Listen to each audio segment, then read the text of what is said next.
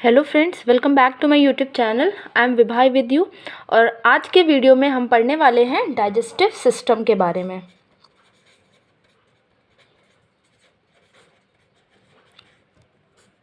Digestive system है क्या? It is a group of organs, मतलब ये एक ऑर्गन्स का ग्रुप है जो कि इन्वॉल्व है हमारे प्रोसेस ऑफ डाइजेशन में। अब ये डाइजेशन की डेफिनेशन क्या होगी? डाइजेशन क्या है? डाइजेशन मतलब breakdown of complex food molecule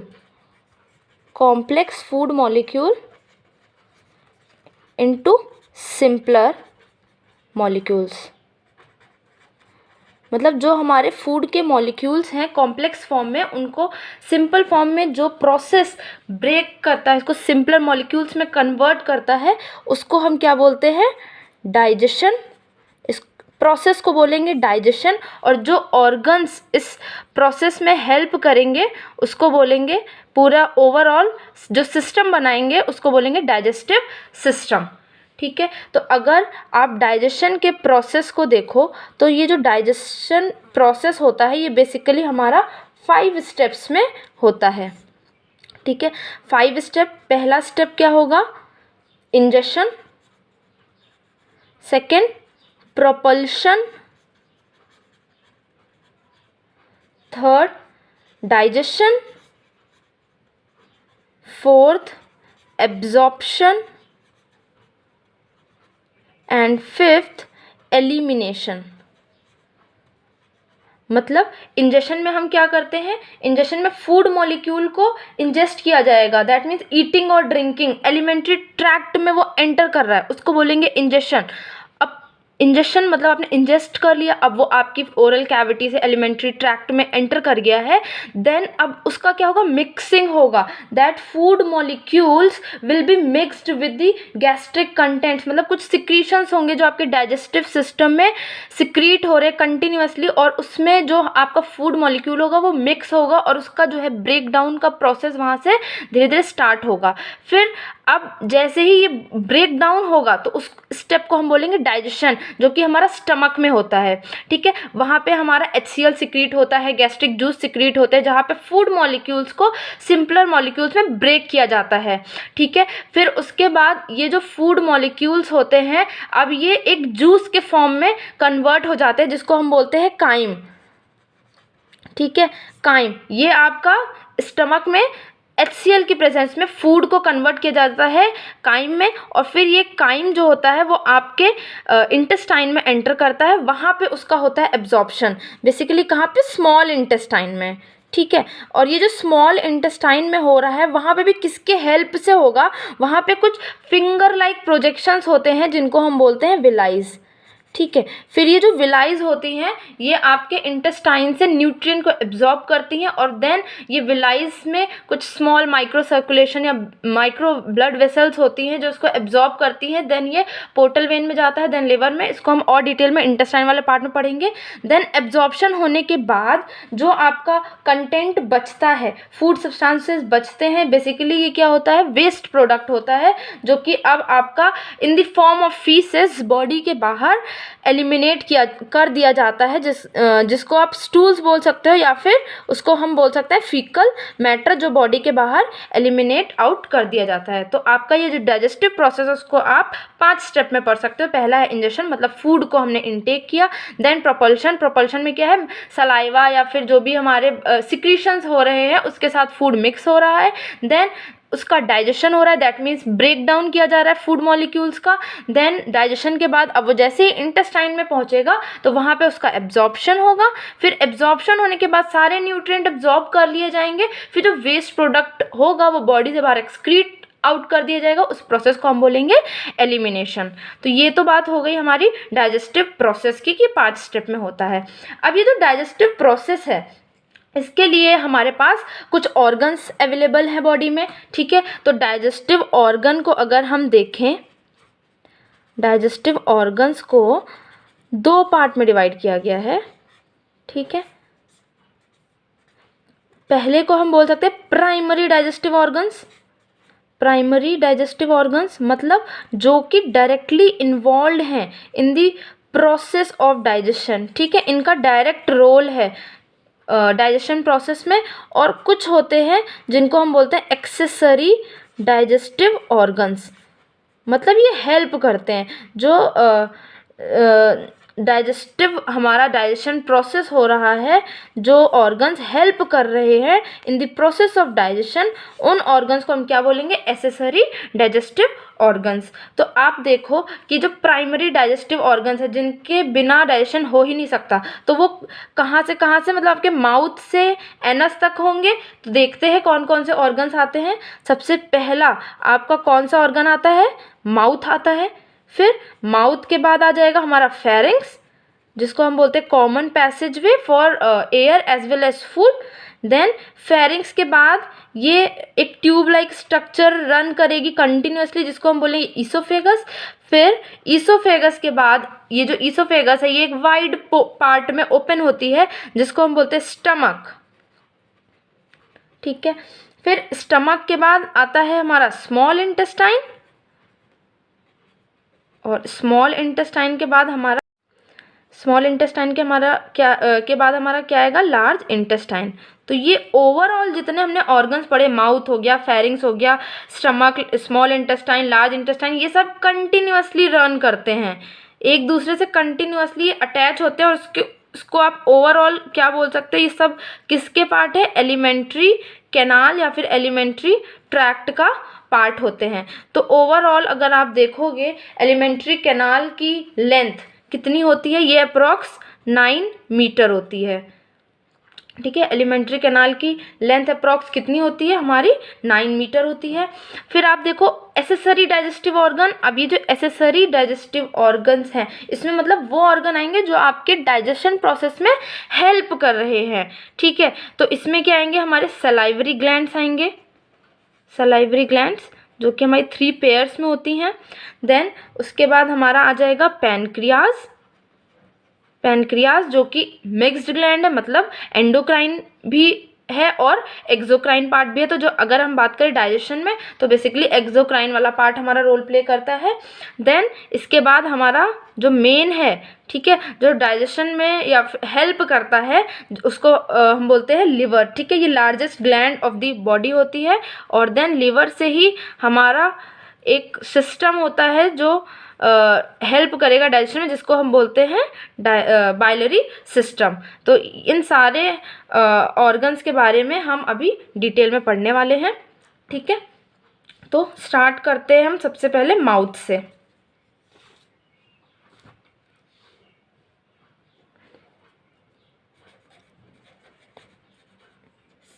ठीक है, तो सबसे पहले हम माउथ से स्टार्ट करते हैं। तो हमारा जो माउथ है, ठीक है, माउथ में हमारे कौन कौन से स्ट्रक्चर आएंगे। सबसे पहला स्ट्रक्चर हम देखेंगे टीथ, ठीक है, टीथ आता है हमारे माउथ में। उसके बाद टंग प्रेजेंट होती है हमारी ओरल कैविटी में, ठीक है, जो कि टेस्ट के लिए रिस्पॉन्सिबल होती है, ठीक है। उसके अलावा क्या प्रेजेंट होते हैं, हमारे सलाइवरी ग्लैंड्स प्रेजेंट होते हैं, जो कि कंटिन्यूअसली सलाइवा हमारे माउथ में ड्रेन करते रहते हैं। तो हम लोग एक एक करके सारे स्ट्रक्चर्स के बारे में अभी पढ़ने वाले हैं। तो सबसे पहले हम देखते हैं टीथ के बारे में, टीथ का स्ट्रक्चर, ठीक है। तो फिर अगर हम टीथ का स्ट्रक्चर देखें, तो हमारा जो टीथ है वो बेसिकली कुछ ऐसा स्ट्रक्चर होता है इसका,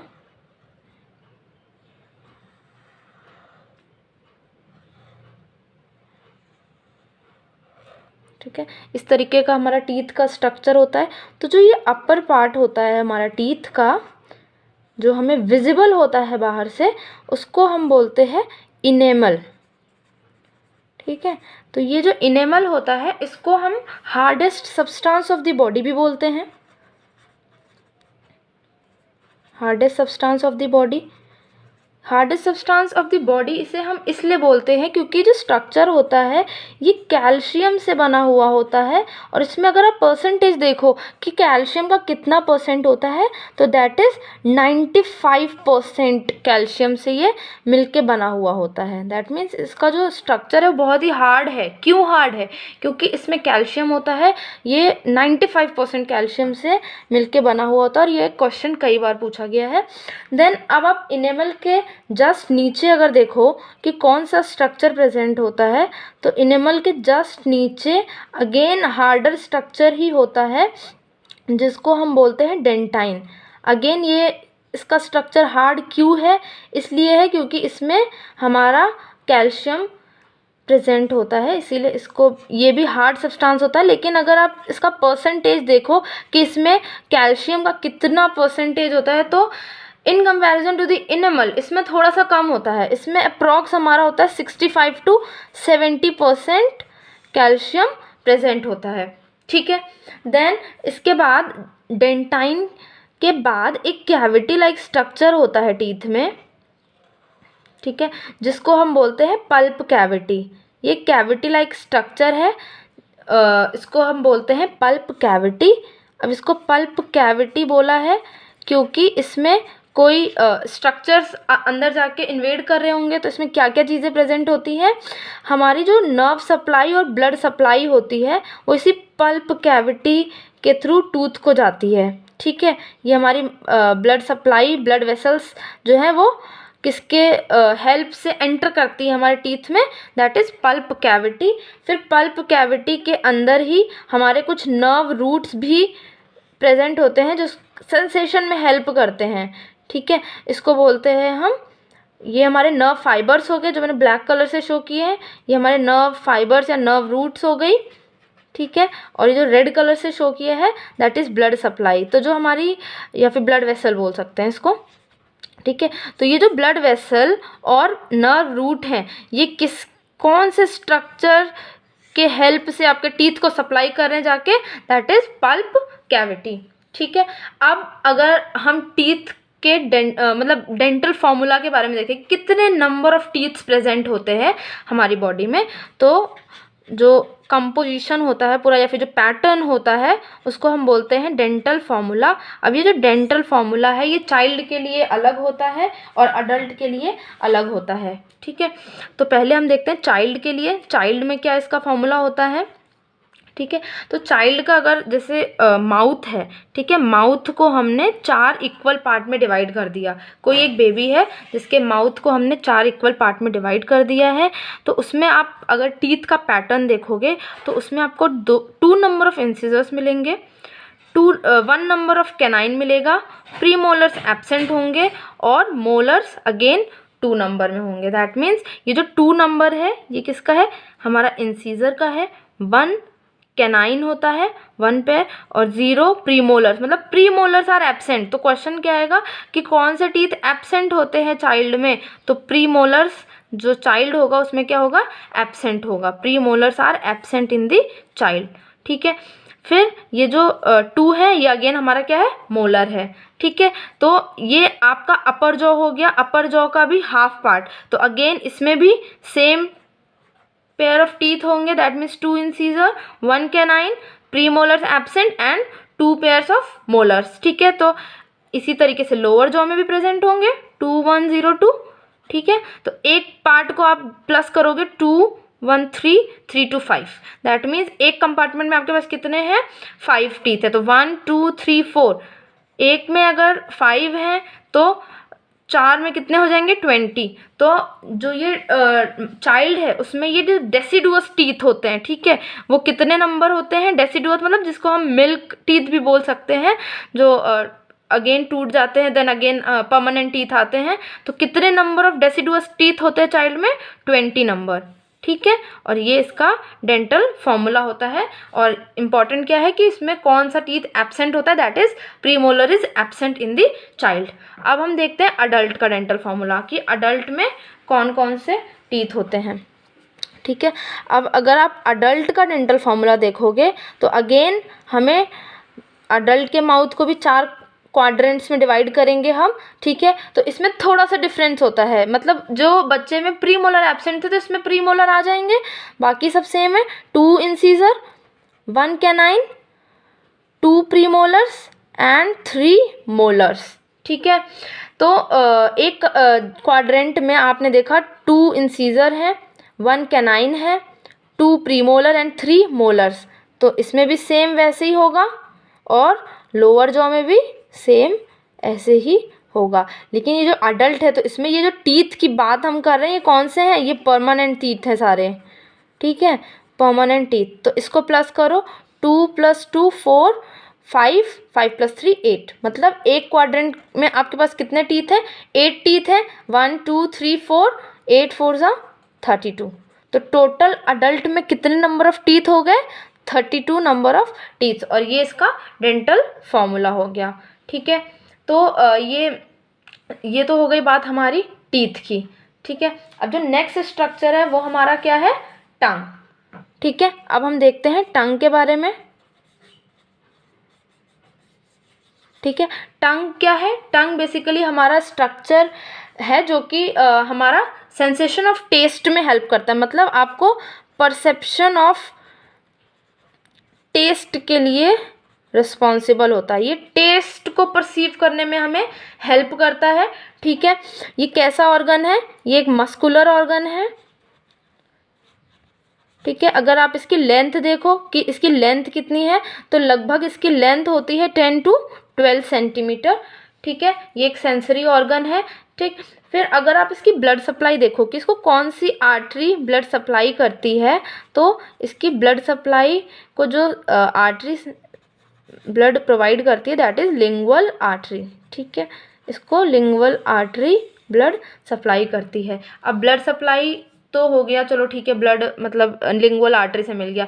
लेकिन अब जो हम बोल रहे हैं परसेप्शन ऑफ टेस्ट, तो इसके लिए भी कुछ नर्व फाइबर्स होंगे, कुछ नर्व्स होंगी जो कि इसको सप्लाई कर रही होंगी, ठीक है। तो इसमें हमारी बेसिकली 4 क्रेनियल नर्व सप्लाई करती हैं, ठीक है, 4 क्रेनियल नर्व्स सप्लाई करती है। अब ये कौन कौन सी 4 क्रेनियल नर्व्स हैं, पहली कौन सी है, ट्राइजेमाइनल नर्व, ट्राइजेमाइनल नर्व जो कि हमारी लार्जेस्ट क्रेनियल नर्व भी कहलाती है, और इसका नंबर कौन सा था, this is 5th cranial nerve, ठीक है। फिर सेकंड कौन सी है, फेशियल नर्व, ठीक है। फेशियल नर्व कौन सी होती है, that is 7th cranial nerve, ठीक है। तो ये जो फेशियल नर्व होती है 7th क्रेनियल नर्व है जो आपके टंग को सप्लाई करती है। देन ग्लॉसोफेरेंजियल नर्व, ठीक है। ये जो ग्लॉसोफेरेंजियल नर्व होती है ये 9th क्रेनियल नर्व होती है हमारी, ठीक है, जो कि हमारा posterior part of the tongue को सप्लाई करती है। देन इसके बाद है हमारी last hypoglossal nerve, hypoglossal nerve, ठीक है। ये जो हाइपोग्लोसल नर्व होती है ये हमारी 12th क्रेनियल नर्व है, 12th cranial that is last cranial nerve, ठीक है। तो ये हो गई हमारी बात पूरे टंग की नर्व सप्लाई के बारे में। अब हम इसका देखते हैं स्ट्रक्चर कि हमारा टंग का स्ट्रक्चर कैसा होता है, ठीक है। अगर मैं टंग का स्ट्रक्चर ड्रॉ करूं, ठीक है, तो ये जो टिप ऑफ द टंग होती है, ठीक है, ये जो टिप ऑफ द टंग होती है ये स्वीट टेस्ट के लिए रिस्पॉन्सिबल होती है, एंड जो लेटरल साइड में होता है ये हमारा सॉल्ट के लिए रिस्पॉन्सिबल है, सॉल्टी टेस्ट के लिए रिस्पॉन्सिबल होता है। देन जो lateral portion of the tongue होती है ये हमारा सॉर टेस्ट के लिए, ठीक है। तो इसमें खट्टा जो टेस्ट होता है वो हमारा लेटरल पार्ट से आता है, और ये जो पोस्टीरियर पार्ट है हमारा टंग का ये हमारा रिस्पॉन्सिबल होगा बिटर टेस्ट के लिए, दैट इज बिटर टेस्ट, ठीक है। तो ये तो रीजन्स हो गए हमारे, रीजन्स ऑफ टेस्ट, ठीक है। ये रीजन्स हो गए हमारे टेस्ट के जो कि हमारे टंग में प्रेजेंट होते हैं, ठीक है। तो ये जो रीजन्स हैं हमारे टेस्ट के, इसके लिए हमारे टंग में कुछ पैपिले प्रेजेंट होते हैं, या फिर जिसको हम बोल सकते हैं टेस्ट बड्स, ठीक है। तो ये जो टेस्ट बड्स होती हैं इनका देखते हैं स्ट्रक्चर, ये कहाँ कहाँ पे प्रेजेंट होती हैं हमारे टंग में, ठीक है। तो जो हमारा टिप ऑफ द टंग है, तो ये जो टिप ऑफ द टंग है इसमें हमारे जो टेस्ट बड्स या फिर पैपिले प्रेजेंट होते हैं, इनको हम बोलते हैं फिलीफॉर्म पैपिले। ठीक है। ये जो फिलीफॉर्म पैपिले होते हैं ये small in structure, that means ये सबसे स्मॉलेस्ट होते हैं, इनका स्ट्रक्चर सबसे स्मॉल होता है। और ये कौन से टेस्ट, अब देखिए टिप में है तो कौन सा टेस्ट ये करवाएंगे हमें परसीव, स्वीट टेस्ट। ठीक है, ये स्वीट टेस्ट के लिए रिस्पॉन्सिबल होते हैं। देन उसके बाद यहाँ पे नेक्स्ट हमारा कौन सा था, सॉल्ट टेस्ट था। ठीक है, तो ये जो सॉल्ट टेस्ट होता है इसके लिए जो टेस्ट बड्स हमारे लिए प्रेजेंट होती है इसको हम बोलते हैं फंजीफॉर्म, फंजीफॉर्म पैपिले। ठीक है, तो ये जो फंजीफॉर्म पैपिले होते हैं ये हमारे सॉल्ट टेस्ट के लिए रिस्पॉन्सिबल है। सॉल्ट टेस्ट का जो परसेप्शन हमें हो रहा है वो किसके हेल्प से हो रहा है, फंजीफॉर्म पैपिले की हेल्प से हो रहा है। देन अगेन नेक्स्ट आप देखो स्ट्रक्चर, इसके बाद हमारा कौन सा टेस्ट है, सॉ टेस्ट है। ठीक है, तो ये जो सॉ टेस्ट होता है इसके लिए हमारे पास अगेन पैपिले होंगे जिसको हम बोलते हैं फॉलिएट पैपिले। ठीक है, फॉलिएट पैपिले। तो ये जो फॉलिएट पैपिले होते हैं ये हमारे सार टेस्ट के लिए, जो खट्टा टेस्ट होता है वो किसके हेल्प से आ रहा है, हमारे फॉलिएट टेस्ट के लिए। और सबसे जो पीछे पार्ट में आप देखो तो उसके लिए कौन से स्ट्रक्चर प्रेजेंट है या फिर कौन सा टेस्ट बड होगा, दैट इज सर्कमवैलेट। सर्कमवैलेट ये सबसे लार्जेस्ट होते हैं। अगर स्मॉलेस्ट आएगा तो उसका आंसर हो जाएगा फिलीफॉर्म, और अगर लार्जेस्ट पूछेगा तो लार्जेस्ट कौन सा है हमारा, सर्कमवैलेट। ठीक है, तो पोस्टीरियर में हमने क्या पढ़ा था कि ये कौन से टेस्ट के लिए रिस्पॉन्सिबल है, ये हमारा बिटर टेस्ट के लिए रिस्पॉन्सिबल है। ठीक है, ये हमारा बिटर टेस्ट के लिए। तो ये हमारे हो गए रीजन्स ऑफ टेस्ट, कैसे कौन कौन से रीजन है, और फिर जो रीजन के अकॉर्डिंग हमारे जो टंग है उसमें कौन कौन सी टेस्ट बड्स प्रेजेंट होती हैं। ठीक है, तो अब ये हमारा टंग हो गया। अब नेक्स्ट स्ट्रक्चर हमारा होगा सलाइवरी ग्लैंड का, जो कि माउथ में हमारा प्रेजेंट है, इसको बोलते हैं सलाइवरी ग्लैंड। ठीक है, तो ये जो सलाइवरी ग्लैंड्स हैं, ठीक है, तो ये क्या सिक्रीट करती हैं, हमारा एक कंटिन्यूसली एक फ्लूइड सिक्रीट करती है जिसको हम बोलते हैं सलाइवा। ठीक है, तो ये जो सलाइवा होता है, सलाइवा इसकी पीएच कितनी होती है, what is the pH of saliva, तो सलाइवा हमारा स्लाइटली एसिडिक होता है, और इसकी अगर हम पीएच देखें तो कितनी होती है, 6.35। ठीक है, ये पीएच होती है हमारी इसकी 6.35। तो ये जो सलाइवा है इसमें हमारा कुछ एंजाइम्स प्रेजेंट होते हैं। ठीक है, तो इसमें अगर हम एंजाइम देखें तो सबसे इम्पॉर्टेंट एंजाइम जो हमारा सलाइवा में प्रेजेंट होता है वो कौन सा है, सलाइवरी अमाइलेज। ठीक है, सलाइवरी अमाइलेज, या फिर इसका दूसरा नाम हम क्या बोल सकते हैं, टाइलिन। ठीक है, इसका अनदर नेम होता है टाइलिन। तो ये जो सलाइवरी अमाइलेज है इसका फंक्शन क्या है, ये हमारा कार्बोहाइड्रेट का डाइजेशन करने में हेल्प करता है, मतलब ये कार्बोहाइड्रेट मेटाबॉलिज्म करवाता है। ठीक है, कार्बोहाइड्रेट मेटाबॉलिज्म के लिए हेल्प करता है। तो अगर हम बात करें कि कितना अमाउंट ऑफ कार्बोहाइड्रेट ये हमारा मेटाबोलाइज कर देता है इन दी माउथ इटसेल्फ, मतलब हमारे माउथ में कितना % कार्बोहाइड्रेट मेटाबोलाइज हो जाता है, तो दैट इज़ 10%। तो हमारा जो कार्बोहाइड्रेट है वो 10% मेटाबोलाइज हो जाता है हमारे माउथ में। ठीक है, दूसरा एंजाइम अगर हम देखें कौन सा प्रेजेंट होता है, दूसरा एंजाइम हमारा प्रेजेंट होता है लाइसोजाइम। लाइसोजाइम, ये जो लाइसोजाइम होता है ये बेसिकली जो भी हमारे माइक्रो ऑर्गेनिजम्स हैं उनको किल करने में हेल्प करता है। जो भी हमारे ओरल कैविटी में माइक्रोब्स एंटर कर रहे हैं फूड के साथ उसको किल करने में हेल्प करते हैं। अब अगर हम देखें कि जो सलाइवा का प्रोडक्शन हो रहा है उसका रेट ऑफ फॉर्मेशन क्या है, तो हमारे एक दिन में, दैट इज़ एक दिन में हमारे, तो एक दिन में हमारा कितना ml सलाइवा बनता है, 1500 ml पर डे। ठीक है, ये रेट बहुत इंपॉर्टेंट है कि कितना अमाउंट हमारा सलाइवा बनता है per day, that is 1500 ml per day. अब हम देखते हैं कौन कौन सी सलाइवरी ग्लैंड होती हैं। तो अगर हम नंबर देखें कि कितनी नंबर ऑफ सलाइवरी ग्लैंड्स हमारी बॉडी में प्रेजेंट है, दैट इज़ टोटल नंबर 6। ठीक है, टोटल 6 इन नंबर, और हम क्या बोल सकते हैं 3 पेयर्स, मतलब पेयर अगर बोले तो 3 पेयर में प्रेजेंट होती है और टोटल नंबर 6। ठीक है, तो सबसे पहली कौन सी है, पैरोटिड ग्लैंड। ठीक है, सबसे पहली हमारी है पैरोटिड ग्लैंड। अब ये जो पैरोटिड ग्लैंड है ये कौन सी है, हमारी लार्जेस्ट सलाइवरी ग्लैंड होती है। ये हमारी लार्जेस्ट सलाइवरी ग्लैंड है, और इसकी अगर आप लोकेशन देखो कहाँ होती है ये लोकेटेड, तो it is located in front of year. ये हमारे ईयर के फ्रंट पार्ट में प्रेजेंट होती है। प्लस ये लार्जेस्ट सलाइवरी ग्लैंड है, ये क्वेश्चन बहुत बार आया है कि largest salivary gland that is parotid gland. अब इसकी डक्ट, कौन सी डक्ट इसको ओरल कैविटी में ओपन करने में हेल्प करती है, दैट इज स्टेंसन डक्ट। जो स्टेंसन डक्ट होती है वो हमारी ओरल कैविटी में पैरोटिड ग्लैंड को ओपन करने में हेल्प करती है। ये हो गई हमारी पैरोटिड ग्लैंड। अब जो सेकेंड ग्लैंड है वो कौन सी होती है, सब मैंडिबुलर ग्लैंड।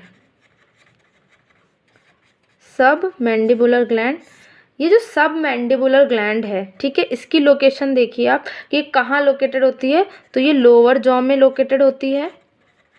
ठीक है, लोअर जॉ में लोकेटेड होती है, और इसका काम क्या है, ये मैक्सिमम सलाइवा प्रोडक्शन करवाती है।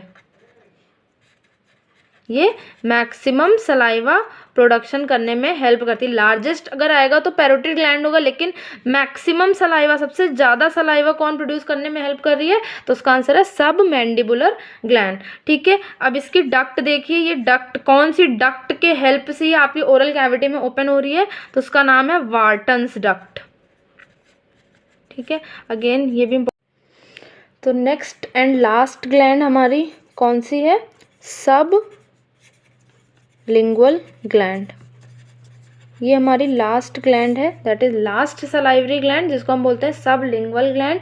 ये कहाँ पे प्रेजेंट है, इट इज़, मतलब लोकेशन कहाँ पे है इसकी, under the tongue. It is located under the tongue, tongue के जस्ट नीचे प्रेजेंट होती है। ठीक है, और ये कौन सी ग्लैंड है, हमारी सबसे स्मॉलेस्ट ग्लैंड है। स्मॉलेस्ट सलाइवरी ग्लैंड कौन सी है, हमारी सब लिंगुअल ग्लैंड हमारी स्मॉलेस्ट सलाइवरी ग्लैंड होती है। अगर इसकी हम डक्ट देखें कि ये कौन सी डक्ट से ओपन होती है, तो इसकी जो डक्ट है इसको हम बोलते हैं डक्ट ऑफ रिनवियस, डक्ट ऑफ रिनवियस, या फिर इसका दूसरा नाम बार्थोलिन डक्ट, बार्थोलिन डक्ट। ठीक है, ये दोनों क्वेश्चन आए हुए हैं कि डक्ट वाला बहुत इंपॉर्टेंट है कि कौन सी डक्ट से ओपन होती है, तो जो सबलिंगुअल ग्लैंड है वो हमारी डक्ट ऑफ रिनवियस से ओपन होती है। अदरवाइज इसका दूसरा नाम एक और होता है जिसको हम बोलते हैं बार्थोलिन डक्ट। ठीक है, तो आज ये हमने पूरा पढ़ा ओरल कैविटी के बारे में। तो अब जो नेक्स्ट वीडियो होगा उसमें हम पढ़ेंगे पूरा एलिमेंट्री कैनाल के जितने भी लेयर्स हैं उनके बारे में, स्टमक के बारे में और इंटेस्टाइन के बारे में। अगर आपको मेरा वीडियो पसंद आया है तो प्लीज़ लाइक करिए, कमेंट कीजिए, शेयर कीजिए, एंड अगर आपको थोड़ा सा भी हेल्प मिला है तो प्लीज़ को मैक्सिमम शेयर करिए। Thank you so much.